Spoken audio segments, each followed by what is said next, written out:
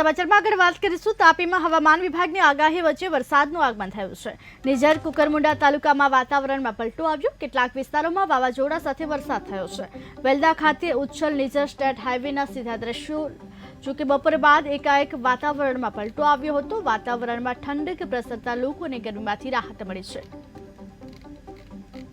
જોકે હાલ હવામાન વિભાગ દ્વારા આગાહી કરવામાં આવી હતી. આગાહી અનુસાર બપોર બાદ એકાએક જ વાતાવરણમાં પલટો આવ્યો હતો. વાતાવરણમાં પલટો આવતાની સાથે જ વરસાદનું આગમન થયું છે. નિઝર કુકરમુંડા તાલુકામાં ધીમી ધારે વરસાદનું આગમન થયું છે. કેટલાક વિસ્તારોમાં વાવાઝોડા સાથે પણ વરસાદ ખાબક્યો છે. ત્યારે વેલદા ખાતે ઉચ્છલ નિઝર સ્ટેટ હાઈવેના દ્રશ્યો સામે આવ્યા છે. જોકે હાલ હવામાન વિભાગે પણ વરસાદને લઈને જે આગાહી કરી હતી, હવામાન વિભાગની આગાહી અનુસાર જ વરસાદનું આગમન થયું છે. જોકે વરસાદનું આગમન થતાં વાતાવરણમાં ઠંડક પ્રસરી છે. લોકોને ગરમીમાંથી આંશિક રાહત મળી છે. ભારે ઉકળાટ અને ગરમી બાદ વરસાદનું આગમન થતાં લોકોને ગરમીમાંથી રાહત મળી છે. કેટલાક વિસ્તારોમાં વાવાઝોડા સાથે પણ વરસાદ ખાબક્યો હતો. જોકે હાલ વેલદા ખાતે ઉચ્છલ નિઝર સ્ટેટ હાઈવેના દ્રશ્યો પર સામે આવી રહ્યા છે. જોકે હાલ વરસાદનું આગમન થતાં લોકોને ગરમીમાંથી આંશિક રાહત મળી છે.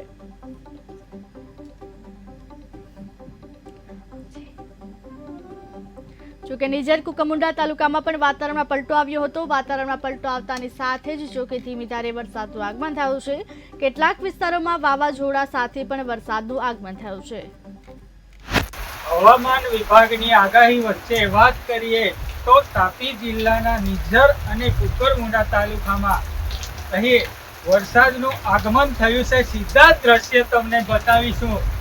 ઉચ્છલ નિઝર હાઈવેના દ્રશ્ય તમને બતાવી રહ્યા છે. અહીં ધીમે ધારે વરસાદની અહીં શરૂઆત થઈ ચૂકી છે અને જે તમને દ્રશ્ય બતાવી રહ્યા છે સીધા જ નિઝરના વેલદાથી ઉચ્છલ નિઝર હાઈવેના દ્રશ્ય બતાવી રહ્યા છે. ત્યાં નિઝર અને કુકરમુંડા તાલુકામાં એકાએક બપોર બાદ વાતાવરણમાં પલટો આવ્યો છે, જેના કારણે અહીં તમે જોઈ શકો છો કે અહીં વરસાદનું આગમન થઈ ચૂક્યું છે. જેવી રીતે હવામાન વિભાગની આગાહી કરવામાં આવી હતી, જેને લઈને અહીં વરસાદનું આગમન હાલ જોવા મળી રહ્યું છે, જેના દ્રશ્ય તમને બતાવી રહ્યા છે. અને કેવી રીતે વાત કરીએ તો ભોર ઉનાળે જેવતે અહીં ભોર બફારામાં અહીં વરસાદનું આગમન થતાં લોકોને પણ હાલ ગરમીથી રાહત મળી છે. Hitesh Naik, TV news, Tapi.